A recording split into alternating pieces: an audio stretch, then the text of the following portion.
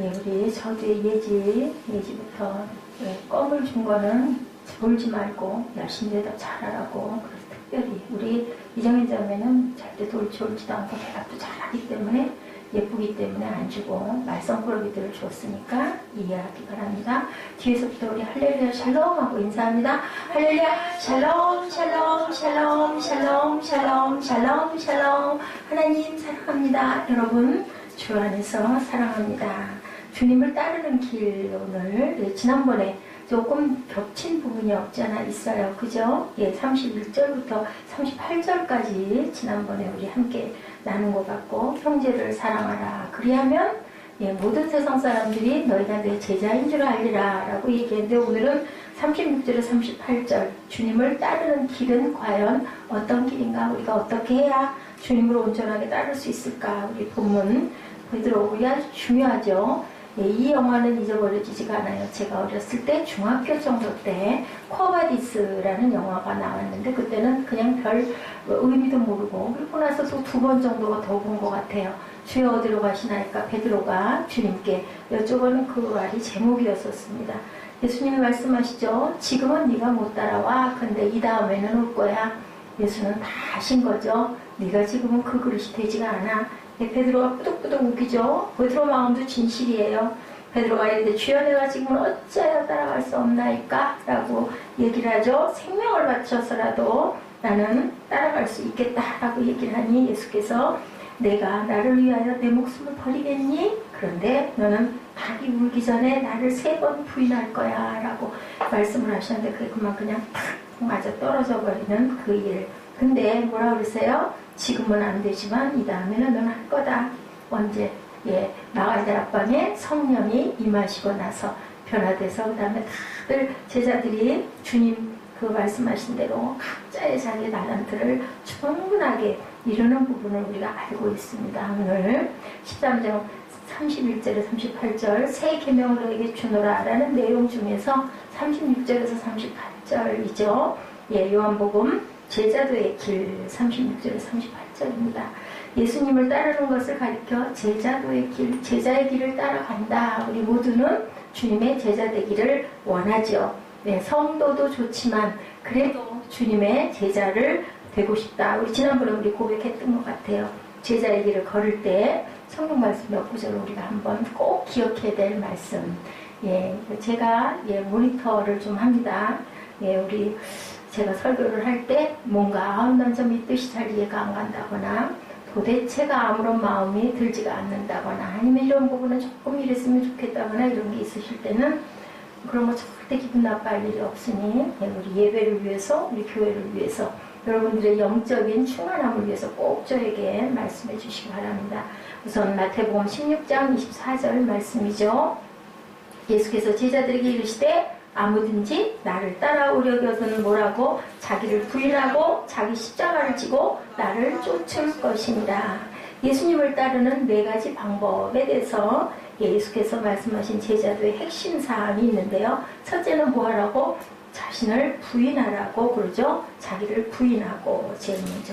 예, 나는 이리 갈 거야. 나는 안 할 거야. 나는 그냥 잘 거예요. 이렇게 얘기를 자꾸 하면 마이크가 좀 그러죠.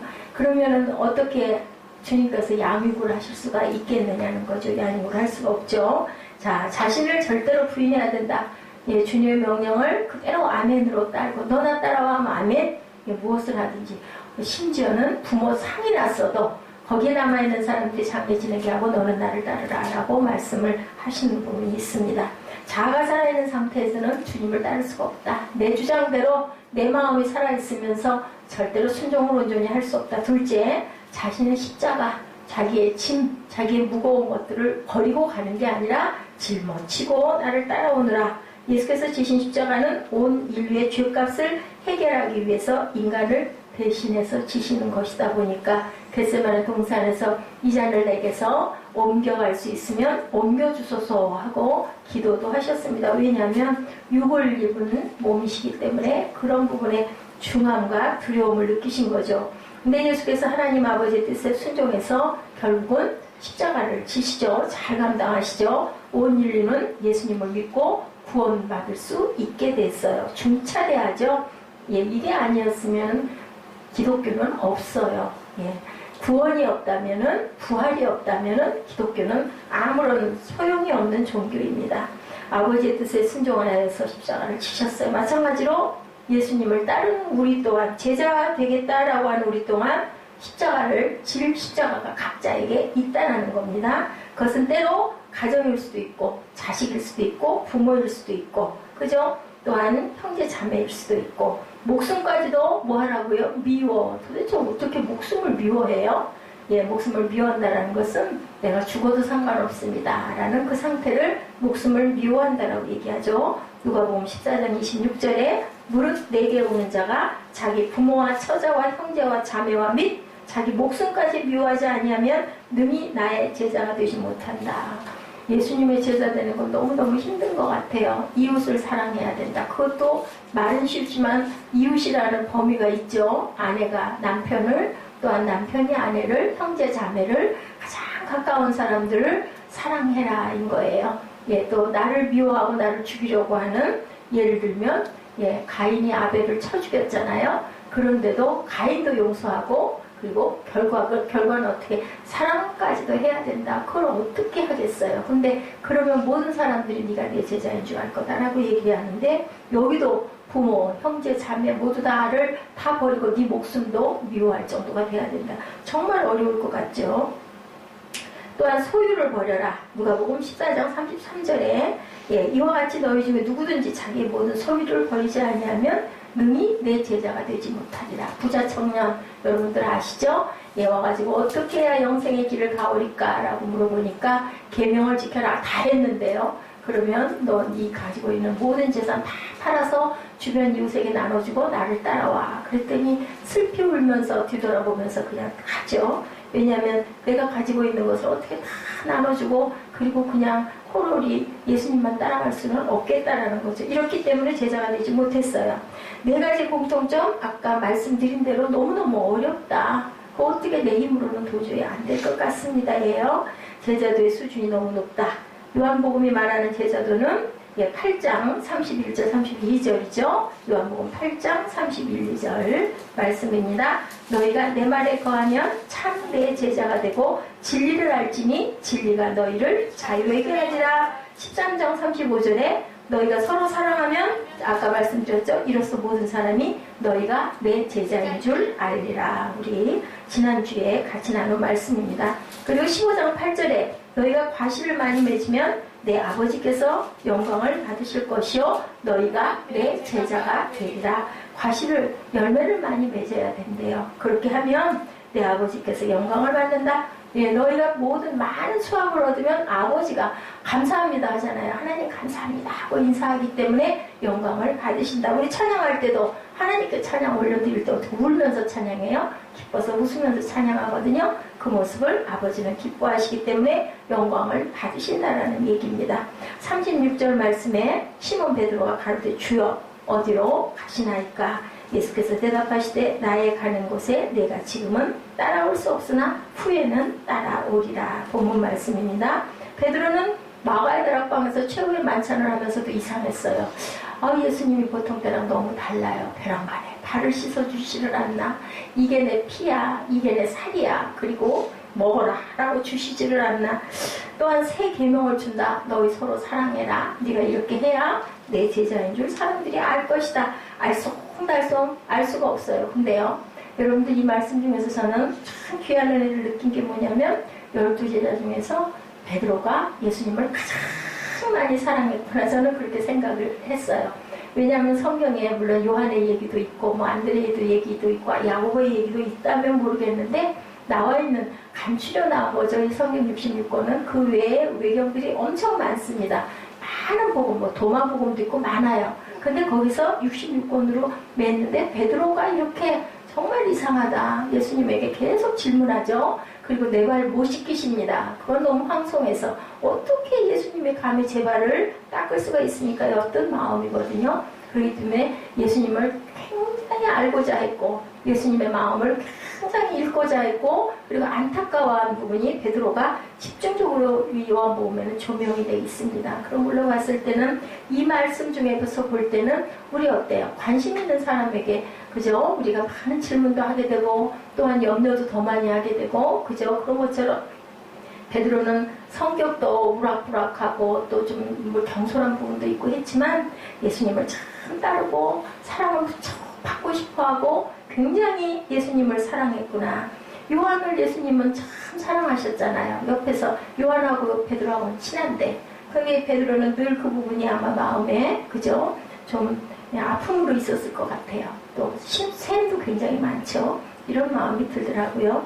마지막 만찬에서 예수님의 말씀과 행동이 마음에 계속 걸렸던 거예요. 평소 자신의 성격대로 용기를 내서 도대체 주님 어디로 가세요? 하고 간다고 자꾸 하시니까 나는 이제 떠날 거라고 얘기하시니까 알 수가 없으니까 물어보는 거죠. 예, 우리 베드로를 통해서 배우는 것 베드로와 같은 우리도 또한 똑같은 사람이죠. 예수님을 잘 믿다가도 어느 시점에서 막 의심이 되기도 하고 그죠? 알 수가 없기도 하고 그리고 또한 자꾸 실망이 되기도 하고 자꾸 내가 소원하고 소망하는 것 기도도 열심히 하고 주님 말씀대로 하려고 무척 노력을 하는데 자꾸 좋지 않은 일들이 일어나고 내가 생각하는 거하고 바르게 가지 않을 때 우리 마음이 어때요? 의심스러운 부분이 많이 생기고 그래서 뭐 하겠어? 이런 또 낙심도 생기잖아요. 베드로도 그랬을 것 같습니다. 예수님을 잘 믿다가 감당할 수 없는 이런 회의에 빠지는 것처럼 베드로도 그랬다. 똑같은 우리나 베드로나 똑같다. 근데 제가 생각할 때는 꼭 그렇게 생각되지 않아요. 저희보다 베드로가 훨씬 왜냐하면 모든 거 다 버리고 예수님을 따라 나섰잖아요. 과연 우리도 그렇게 할 수 있을까? 그죠? 예, 이성적인 상식과 일상적인 경험으로 교회 나와서 찬송하고 헌금도 하고 봉사도 하는데 영적인 순간이 딱 다가오면 혼란스러워지죠. 무슨 사건이 일어나요. 그죠? 환란이 닥쳐와요. 그걸 자꾸 영적으로 해석하래요. 하나님께서는 나를 사랑해서 그러신대요. 그걸 깊이 생각을 하래요. 그 사람을 미워하지 말래요. 그 사람 뒤에 아버지의 뜻이 있대요. 그걸 알으래요. 그 부분에 우리가 회의에 부딪힐 때가 참 많습니다. 꼭 이렇게 하셔야 돼. 안 믿는 사람들도 평탄하게 잘만 가더라. 이런 얘기 주변에서 아마 여러분들 많이 들어보셨을 거예요. 자, 두 번째 베드로는 혼란을 겪는 중에도 예수님을 사랑한 것. 그죠? 그런 중에도 그게 우리에게 보여주죠. 예, 그런 예수님을 떠나거나 의심하지 않았죠. 주님께서 어디로 가시기에 자꾸 이상한 말씀을 하시나. 돌아가셨다가 살아나신다는 건 또 뭔가 상상하기도 어려운 얘기를 자꾸 하시니까 우리가 하나님의 말씀을 읽고 들을 때 예언적 성격의 말씀을 포함하고 있음을 알아야 되는데 당장 말씀이 이해되지가 않고 해석되지 않지만 세월이 흐른 후에 아, 그게 이 뜻이었구나. 그게 깨달아진 건 정확해요. 제가 이건 경험을 해서 압니다. 도대체 그때 보여줬던 건 그게 뭐고 그때 말씀하신 그게 뭐고 지금도 숙제가 있습니다. 그렇게 보여주신 그 꿈은 도대체 무슨 꿈일까? 인 거예요. 왜냐하면 잊어버려지지 않은 꿈은 하나님이 주시는 꿈이거든요. 계속 무서운 생각이 드는 꿈은 사탄이 줄 수도 있어요. 두려움을 주려고 하는 건데 정말 이상해 하는데 절대로 지워지지 않은 꿈은 성령이 주시는 꿈일 수가 있다. 예수께서 베드로에게 지금은 내가 가는 곳에 내가 따라올 수 없지만 나중에 오게 된다. 근데 우리 결과 알잖아요. 따라갔다라는 거죠. 십자가를 거꾸로 쥐고 도망가다가 그저 다시 예루살렘으로 예수님 중간에서 만나가지고 나는 네가 질 짐을 내가 죽으러 간다라고 얘기하니까 그럴 수 없습니다 하고 쫓아가가지고 나는 자격 없습니다. 바로 안 매달려 거꾸로 죽겠습니다 하고 거꾸로 매달려서 베드로는 순교를 합니다. 예수께서 십자가를 이제 지시게 되는데 베드로는 그 십자가의 길을 따라올 수가 너는 지금 못 올 것이다 라고 얘기하는 거죠. 이해 못할 부분이 가끔 있더라도 그래서 성경 말씀은 우리가 말씀에 나와 있는 부분은 참 이해가 안 가. 이건 무슨 말씀이야? 여도 말씀 그대로를 믿을 줄 알아야 된다. 영도 좀 내려도 될까요? 이제도 여기가 불타기 시작하는데 몇 도? 지금 몇 도? 안 보여? 껐다가 또 안 되면 어떡해? 실내온도 26도. 됐다. 실내온도 27도.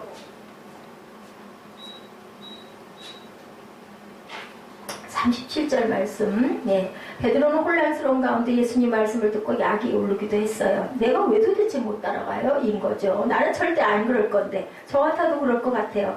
37절 말씀 봅니다. 베드로가 가르되 주여 내가 지금은 어찌하여 따르소나이까 주를 위하여 내 목숨을 버리겠나이다. 이건 진실일 것 같아요. 이럴 수 있다라고 결심을 한 거죠.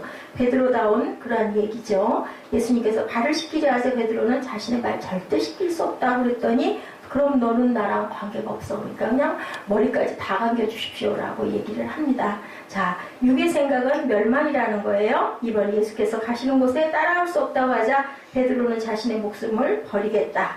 예, 베드로의 대답을 통해서 몇 가지 우리가 봅니다. 베드로는 주제 파악을 못하고 있다. 무슨 뜻인지 모르니까요. 그럴 수 있죠. 그는 자신의 생각과 감정과 결정이 중요한 것으로 판단하죠. 아니 저 같아도 그럴 것 같아요. 무슨 뜻인지는 모르지만 나는 절대로 배신할 일도 없고 주님을 떠날 일도 없고 내가 죽어도 난 주님 따라갈 거예요. 그 마음이 있을 거예요. 근데 예수님은 벌써 내용을 앞니로 훤히 보시니까 영적인 의미의 말씀을 하시니까 베드로가 아직 육의 사람이라는 거예요. 예수님을 아주 흠모하고 좋아하기는 하지만 예수님의 그 영적인 깊이 있는 말씀은 깨달아 알지를 못하고 있다는 거죠. 원수에 대해서 사랑할 수 있도록 해달라고 기도하고 진짜 나는 사랑하는 것 같아. 기도할 때는 할 수 있을 것 같아요. 근데 기도 딱 드리고 나서 나중에 또 상황 가운데 또 생활 가운데 그 사람과의 부딪힘 가운데 어때요? 미움이 다시 일어나고 안에 그 상처가 그대로 남아있는 걸 우리들은 봐요. 근데 이것은 누가 고쳐줘요? 예, 하나님의 성령이 아니면 절대로 할 수 없다. 성경에도 그렇게 표현되어 있거든요. 우리가 할 수 있는 게 아니라 하나님께서 힘 주시면 우리가 그렇게 된다라는 거죠. 이 기도는 미래에 이루어진다라는 거죠. 자신 들으는 열정과 헌신이 자신의 것으로 여기기도 하지만 사실은 그렇지가 않다. 성령을 우리가 받아야 된다라는 겁니다. 냉정하게 자신을 돌켜볼 때 매우 이율배반적인 우리들인 것을 우리는 수시로 깨닫고 압니다. 둘째 베드로는 인간의 육으로 지금 말하고 있는 거예요. 주님을 따르겠다는 것은 주님을 위해 생명을 바치겠다는 각오는 그때 그 당시에는 정말로 베드로는 진실이에요. 근데 육의 생각에 따라서 그렇게 고백한 거다. 성경 말씀을 깊이 들어가다 보면 어때요? 육의 생각과 영의 생각은 다를 수 있다라는 거죠. 예수께서는 영으로 말씀하시고 베드로는 육으로. 네가 나를 사랑하느냐? 그 말씀에 3번 반복도 똑같죠. 예수님은 진실로 아가페적인 사랑을 네가 나를 할 수 있어? 인 거고 베드로의 대답은 네, 저는 사랑합니다. 근데 그거는 원어적인 해석을 보면 필로스의 사랑, 그냥 우정 같은 사랑, 절대적인 사랑이 아니라 주고받는 사랑, 그 조건 있는 사랑에 대한 그 표현이 나와 있는 걸 보면 예수께서 거듭나야 한다고 니고데모에게 얘기를 할 때 니고데모 어떻게 해서 육적인 얘기를 하죠. 내가 어떻게 모체에 들어갔다 나옵니까? 예수님은 영적인 얘기를 한 거예요. 거듭난다라는 것은 네가 새로워져야 된다. 보라 새것이 되었도다. 어떻게 하면은 보라 새것이 이전 것이 지나가고 나면 배가 난파될 위기에 있을 때 엄청난 파도에 있을 때 어떻게 한다고요? 우리 그 시편 말씀에 있겠죠. 파도를 싹 같이 도망을 가는 게 아니라 숨는 게 아니라 그 파도를 타야 된다는 거죠. 우리 파도 타기 가끔 여러분들 보시죠. 그처럼 파도의 물결을 타야 배가 난파되지가 않고 그 파도를 헤치고 나갈 수 있는 것처럼 육을 넘어서야 된다라는 거예요. 그래서 영적인 그 깊이에 들어갈 줄 알아야 된다. 예수께서 언제나 영으로 말씀하시고 제자들은 언제나 육으로만 대답을 해요. 그러니까 깨달지를 못하는 거죠. 성경 말씀도 마찬가지요.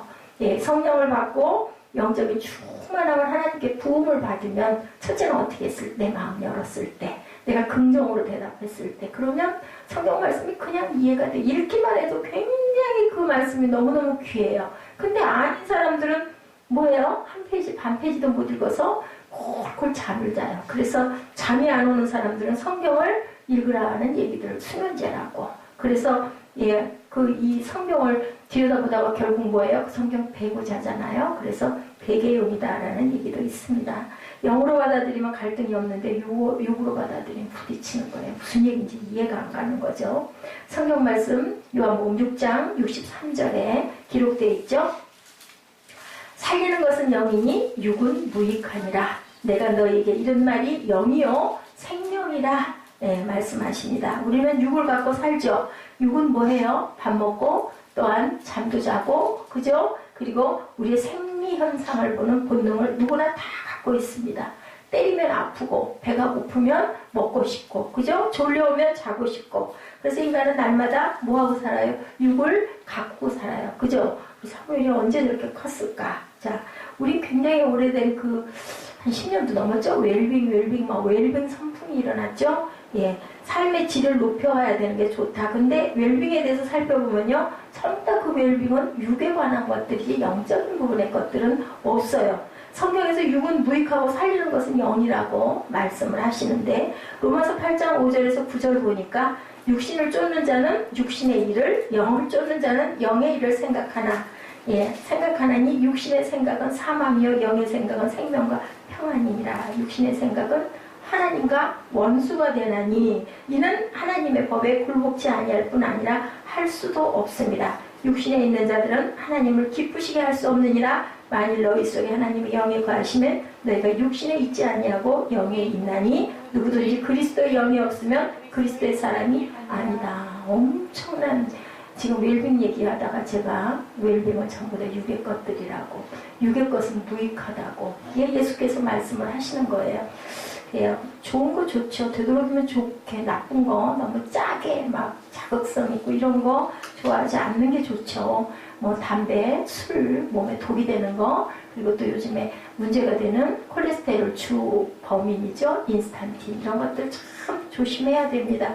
그렇지만 거기에 매여서 살면 안 된다라는 거죠. 하나님께서 우리를 보호하시고 기르고 계신다라는 걸 안다면 그냥 되도록이면 나쁜 거를 억지로 일부러 대할 건 없지만 너무 거기에 붙들려가지고 막 이건 좋은 거니까 이건 안 되니까 이렇게 하다가는 오히려 우리 어떻게 될까요? 정신적으로 엄청나게 불안할 것 같지 않습니까? 여러분들 그렇게 살아서는 무익하다라는 거죠. 그리스도의 영이 없으면 그리스도의 사람이 아니다. 단순히 서로 용납하고 사랑하며 착하게 살아야 한다는 수준을 넘어서 뭐해라? 원수까지 사랑하는 세계로 들어가야 된다. 어떻게 원수를 사랑할까? 근데요, 은혜를 받으면요, 그 원수가 불쌍해지는 거예요. 제가 그걸 경험을 했어요. 어이구, 어떡해. 나는 하나님이 이거 하지 말라고 해서 안 해서 하나님이 그나마 꽁무니에 매달려서라도 가게는 했는데 그렇지가 않은 저 사람은 아무것도 그것도 모르고 저러고 있으니 지옥 떨어지면 어떻게 불쌍해서 어떻게 그런 눈이 되는 거죠. 그렇게 되다 보면 그 원수를 위해서 기도하게 되죠. 저 사람 깨닫게 해주세요. 그런 자세가 된다라는 거죠. 영에 사로잡혀 있다면 육의 한계를 뛰어넘어 하나님을 기쁘시게, 왜냐하면 그것이 하나님을 기쁘시게 하는 길이라는데 기쁘시게 하려고 무조건이 아니라 우리가 깨달아지는 거죠. 다 같이 천국 가야 할 텐데 저 사람은 저렇게 몰라가지고 저렇게 옆길을 저렇게 가고 있으면 언제 깨달을까라는 생각이 들다 보면 안타까운 생각이 들더라는 겁니다. 은혜 받은 사람이 은혜 받기 전에 이를 득득 깔고 원수라 죽이고 싶어 마음속으로 막 살인을 해요. 막 발로 걷어차고 그랬는데 예수 믿고 구원받고 성령이 임하고 나니까 그 사람이 그렇게 불쌍해지더라는 거예요. 그 사람은 하나도 변한 게 없는데 내가 변한 거죠. 그런 일들이 너무 비일비재하게 많이 있습니다. 왜냐하면 우리는 깨달아 알았으니까, 은혜 받았으니까 너무 기쁘죠. 저 사람 나를 미워해도 결국은 하나님께서는 나를 아시니까 그러면 된 거죠. 뭐 세상에서 살아봐야 우리가 얼마나 살겠습니까? 근데 저 사람은 그게 영혼인 것처럼 그걸 그렇게 연연해하고 저럴까 생각하면 너무 안타까운 불쌍한 마음이 든다라는 겁니다. 제자가 되는 것도 결코 어렵지 않게 된다. 38절이죠. 예수께서 대답하시되 내가 나를 위하여 내 목숨을 버리겠느냐? 내가 진실로 진실로 내게 이르노니 다 굴기 전에 내가 3번 나를 부인하리라. 베드로가 주님을 따르는데 목숨을 걸겠다고 하자 예수께서는 그렇게 탁 얘기를 하세요. 네가 나 3번 부인할 거야. 베드로가 아무리 의지가 강하고 가진 애를 쓴다 해도 육으로는 너는 그런 일을 할 수 없어. 그 얘기를 하시는 거예요. 내가 네 말을 안 믿는 건 아닌데 너는 그게 안 돼. 왜? 육의 사람이기 때문에 안 된다라는 거죠. 정말로 다 부르기 전에 3번 부인하죠. 살리는 것은 뭐라고요? 영이라고 하죠. 베드로가 목숨을 걸고 주님을 따르겠다고 하자 예수께서는 목숨을 고수하고 뭐하지 말라? 도망이 나가지 마. 그죠? 나 저 사람 몰라. 3번째 나 모른다니까? 몰라. 했더니 예수님이 세 번째 어떻게 해요? 이렇게 돌아보시는 그 요즘 여러분들 표정 보셨어요? 저는 봤는데요. 그 눈이 베드로와 다 마주친 거예요. 예수님의 그 눈빛이. 근데 그 눈빛이 원망하는 눈빛이 아니라 긍휼히 여기는 불쌍해하는 눈빛이에요. 그냥 그 눈을 보는 순간 베드로가 깨달은 거예요. 그냥 가슴에 뭐가 왔을까요? 찔림이 기가 막히게 온 거죠. 그러면서 눈물을 쏟고 튀어나가죠. 담장에 엎드려서 울죠. 내가 그랬구나. 예수님이 이걸 하셨구나. 그죠? 그런 마음이죠. 인간의 의지와 생각과 경험과 결단은 소중한데 몇 걸음 가지 못한다. 사람의 마음으로는. 근데요, 참 신기하고 신비하죠. 영을 받으면요, 이렇게 전하다가도 눈물이 나요. 제가 눈물이 많아서 그런 게 아니라 그 예수님의 눈빛을 생각하면 여러분들 눈물 안 나세요? 네가 그래 아까 그렇게 얘기하더니 그렇지? 하고 바라보시는 거죠. 그랬을 때 베드로는 또 얼마나 마음이 가슴이 무너졌을까요? 얼마나 마음이 아팠을까요? 근데 결국은 예수님이 그 베드로를 알기 때문에 부활하시고 나서도 그죠? 죽은 무덤에서 부활하시고 나서 찾아가잖아요. 베드로에게. 그리고 묻죠. 내가 내게 반석으로 세우리라 라고 말씀을 하십니다. 그러니까는 너는 육이다 하면서도 네가 내 영을 받으면 너는 충분히 할 거야 라는 인정을 하신 거예요. 그래서 그걸 보면 우리가 다 부족한 사람들인데 하나님께서는 그래도 우리의 중심은 보고 계신다라는 거. 베드로가 그때 그 순간은 정말 진실로 얘기했다라는 것을 아셨다라는 것. 근데 육으로는 너는 그건 못 따라와. 그거는 영의 일이야 라고 말씀을 하신 거죠. 우리에게도 그 얘기를 하시는 거죠. 자, 인간의 의지와 생각과 경험과 결단은 소중하지만 그런 것들은 몇 걸음 나가지 못하고 어느 정도까지 개인의 의지와 자존심으로 밀고 나갈 수가 있지만 한계를 느낄 거다. 그것을 할 수 있는 것은 영으로 네가 할 수가 있다라는 말씀이죠. 그리스도의 영이 없으면 뭐다고요? 그리스도의 사람이 아니다. 우리는 종교적인 차원을 넘어서 예수 그리스도께서 말씀하신 영적 세계로 들어가야 한다. 그 영적 원리를 이해하고 직접 경험해야 한다. 우리 기도할 때 육으로 하는 것과 영으로 하는 게 달라요. 본인도 알아요. 기도에 빠져가지고 나는 원치 않았던 기도를 1시간, 2시간, 3시간 빠져 하는 건 영이 시키시는 거예요. 그 세계에 들어가는 거죠. 그래서 영적인 세계를 아는 사람들은 절대로 하나님을 완전히 거부할 수가 없어요. 순간순간 오르내림은 있지만 왜냐하면 내가 체험하고 알거든요. 내가 그냥 입술로 기도하는 거하고 영으로 주시는 거하고는 너무나 다르죠. 봉사도 마찬가지예요. 육으로 하는 건 너무 힘이 들어요. 몇 번은 하죠. 또 사람 얼굴 봐서 하기도 하죠. 근데 육으로 하는 거는 원망이 와요. 한탄이 와요. 너무 피곤해요. 도대체 내가 왜 이걸 해야 되는 거야? 이런 그죠? 불만이 터지게 되는 거죠. 근데 영으로 하는 거는 어떤가? 너무 기뻐요. 그냥 자꾸 더 하고 싶어요. 몸이 막 녹초가 돼서 힘이 들어도 그래도 막 성전을 닦고 돌아다니는 거죠. 그거는 누가 뭐 돈을 준다고 할 수 있는 게 아닌 그런 상태가 되는 거. 그래서 은혜를 받아야 봉사할 수 있다라는 얘기들을 하는 거죠. 예수께서 거듭나라고 하신 말씀, 그리스도의 영에 접붙여져야 한다. 그래서 내가 네 안에 있어야 돼. 내 말이 네 안에 거하면 너는 모든 것을 다 할 수 있어 라는 말씀이 바로 그 말씀이라는 거죠. 베드로는 3년 동안 예수님을 따라다녔지만 예수님에 대해서 온전하게 제대로 알지 못했다.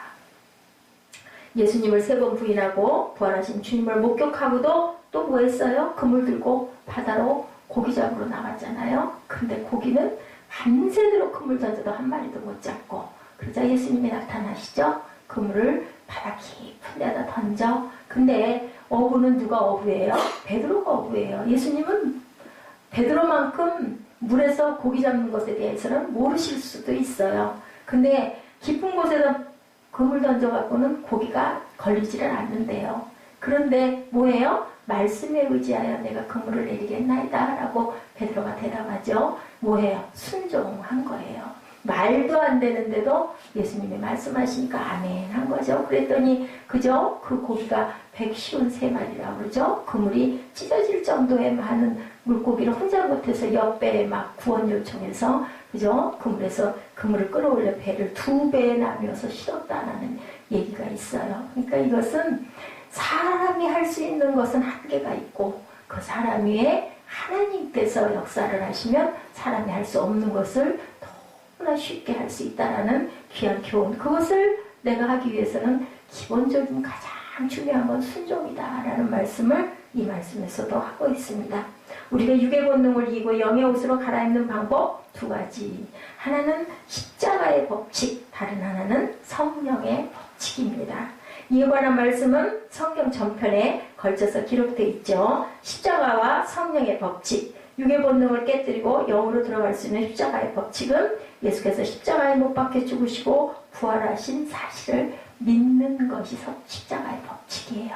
아멘. 믿습니다. 믿음의 마음이 오죠. 갈라디아서 2장 20절 위에 너무 잘하는 말씀이죠. 내가 그리스도와 함께 십자가에 못 박혔나니 그런즉 이제는 내가 산 것이 아니요 오직 내 안에 그리스도께서 사신 것이라. 이제 내가 육체 가운데 사는 것은 나를 사랑하사 나를 위하여 자기 몸을 버리신 하나님의 아들을 믿는 믿음 안에서 사는 것이라. 내가 너희들을 위해서 내가 목숨을 버렸어. 아멘. 나는 그걸 믿습니다. 그러니까 내가 사는 게 아니라 이제는 내 안에 예수님이 사십니다 라는 고백을 하고 믿음으로 사는 거죠. 주님의 말씀 따라 사는 십자가의 법칙입니다. 우리의 옛사람이 십자가에 이제는 못 박혔다. 그렇지 아니하면 어떤 방법으로도 해결이 되지 않는다라는 고백이죠. 갈라디아서 5장 24절에 그리스도 예수의 사람들은 육체와 함께 그 정과 욕심을 십자가에 못 박았느니라. 이렇게 선고합니다. 자신을 십자가에 못 박는 것이 육의 본능을 죽이는 길이다. 그죠? 다시 한번 갈라디아서 5장 24절입니다. 그리스도 예수의 사람들은 육체와 함께 그 정과 욕심을 십자가에 못 박았느니라. 자, 또한 성령의 법칙 로마서 8장 1, 2절입니다. 그러므로 이제 그리스도 예수 안에 있는 자에게는 결코 정죄함이 없나니 이는 그리스도 예수 안에 있는 생명의 성령의 법이 죄와 사망의 법에서 너를 해방하였습니다. 생명의 성령의 법. 예, 성령은 생명이신 거예요. 그 법이 우리의 죄와 사망의 법에서 너를 해방되면 어떻게 돼요? 자유하죠? 나는 자유해가 됩니다. 예수께서 부활하신 후 처음으로 주신 메시지가 뭐였어요? 성령을 받으라. 숨을 후 하고 내쉬셨죠? 샬롬하고 찾아오셔가지고 우리는 성령을 받아야 모든 일을 능히 할 수 있다. 마음에 전도해야 되겠다고 느낄 때 성령께서 우리에게 그 마음을 부어주시면 뭐를 하고 해요? 목숨을 내놓고 하죠. 베드로가 고백한 것처럼 뭐야 하면 성령을 받으면. 그게 아니면 마음으로는 해야지 하다가도 한두 번 하다가 그냥 주저앉고 말아요. 자신을 십자가에 못 박고 생명의 성령이 우리 안에 있게 되면 제자도가 완성된다. 그러면 그럴 만큼 예수를 따르고 예수의 말씀대로 하고 순종하는 삶을 살아야 되겠죠. 성경 말씀이 그때부터 이해되고 즐거워지고 좋아서 어쩔 줄 모르고 변한 것은 아무것도 없는데 그냥 말씀만 붙들면 찬양만 들으면 눈에서 눈물이 줄줄 쏟아지는 역사가 일어나는 거죠. 여러분들 아시죠? 플러스 마이너스 탁 붙으면 스파크가 팍 터져서 일어나잖아요. 이런 상태가 되는 거죠. 예, 이 사실에 대해서 베드로는 오순절이 지나고 나서야 깨달죠. 마가의 다락방 사건이 일어나고 나서야 이거구나. 생명의 성령의 법, 성령 받은 사람들은 깨달아 알아요. 이거구나. 그냥 무조건 너무너무 기쁜 거죠. 세상이 전부 다 내 것 같은 거예요. 우주가 그냥 정말 너무너무 아름답고 너무너무 어제 봤던 그 하늘과 어제 봤던 그 햇빛과 나무가 아니에요. 너무 아름다워요. 너무 이뻐요. 그냥 입에서 감탄이 웃음이 절로 나와요. 그 상태가 되는 거죠. 새 생명으로 태어나신 그러한 그 새 생명, 정말 새 생명. 저희 교회 이름이 얼마나 좋은지 몰라요. 새 생명이잖아요. 거기에 또 뭐예요? 새 빛이에요. 하나도 버릴 수가 없는 우리는 새 생명이 이렇게 되었을 때 하나님께서 우리에게 뭐든지 할 수 있는 성령을 우리에게 부어주셔요. 부음받은 사람들이 새 생명이고 부음받은 사람들이 새 빛으로 세상에 바짝바짝 빛을 밝힐 수가 있는 거죠. 이렇게 우리가 살아갈 때 어떻게 하면 생명의 성령의 법으로 십자가의 도로 내가 사는 게 아니라 내 안에 계신 그리스도가 나를 대신 사신다라는 것은 믿는 믿음, 그 다음에는 성령의 법으로 우리가 성령을 사모하고 받으면 뭐 할 수 있을까요? 세상을 이길 수가 있고 예수의 참 제자가 될 수 있는 이웃을 불쌍히 여기고 사랑하는 마음, 원망하고 죽이고 싶고 살인하고 싶은 마음이 아니라 용서하고 언제까지 나 품고 싶고 저 사람도 나와 함께 천국 가야지 하는 그런 마음이 생기는 두 가지 예수의 제자가 되는 방법, 그죠? 어떻게 하는 거? 십자가의 도를 따라가는 것. 그 다음에는 성령을 충만하게 받아가지고 성령께서 내 안에서 역사하시게 하는 두 가지. 그것을 따라가면 우리는 참 너희가 내 제자구나 라는 칭찬을 받고 천국문에 우리가 기쁘게 달려갈 수 있다라는 그 말씀입니다.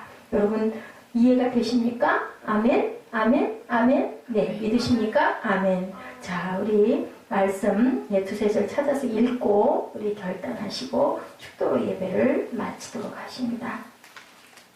자, 우리 앞에서부터 찾아보았던 말씀 중에서 자, 요한복음 6장 63절 찾아서 한번 같이 읽어보실까요? 요한복음 6장 63절. 찾으신 분들 같이 합독합니다. 못 찾으신 분들은 메모점에다 찾아보십시오. 살리는 것은 영이니 육은 무익하니라. 내가 너에게 이른 말이 영이요 생명이라. 그죠? 우리는 육을 갖고 살지만 그죠? 살리는 것은 영이라고 합니다. 그 영을 우리가 따라가야 되겠죠. 그 다음에 갈라디아서 2장 20절 말씀 너무 잘 아시는 말씀이고 자 로마서 8장 1, 2절 말씀 우리 함께 합독합니다. 로마서 8장 1, 2절 말씀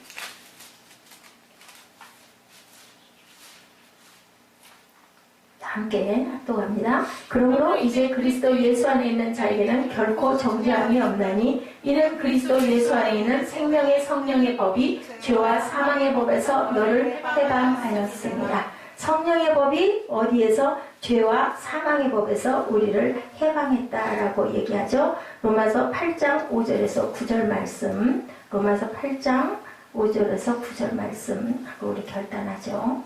네, 함께 합독합니다. 육신을 쫓는 자는 육신의 일을, 영을 쫓는 자는 영의 일을 생각하나 하나님 육신의 생각은 사망이요 영의 생각은 생명과 평안이니라. 육신의 생각은 하나님과 원수가 되나니 이는 하나님의 법에 굴복지 아니할 뿐 아니라 할 수도 없습니다. 육신에 있는 자들은 하나님을 기쁘시게 할 수 없느니라. 만일 너희 속에 하나님의 영이 거하시면 너희가 육신에 있지 아니하고 영에 있나니 누구든지 그리스도의 영이 없으면 그리스도의 사람이 아니라. 아멘. 네, 우리가 육신의 생각이 아닌 영의 생각을 할 줄 알고 그렇게 했을 때 생명과 평안을 우리에게 주신다고 그랬어요. 이거는 정말 남는 장사예요. 그죠? 여러분들 육신의 생각하지 마시고 영의 생각을 하셨을 때 우리 자녀들도 성령 안에서 하나님의 믿음으로 길러야 온전한 길을 바르게 달려갈 수 있다. 아멘? 아멘. 근데 사무엘은 어떻게 해야 될까? 엄마 말씀을 잘 들어야 되겠지? 그치? 안 들어야 돼요? 고개 흔드는 거 보셨어요, 여러분들? 자, 잘 듣고 가는 귀한 하나님의 아들, 딸 되시기를 주님의 이름으로 축복합니다. 네, 기도하시겠습니다.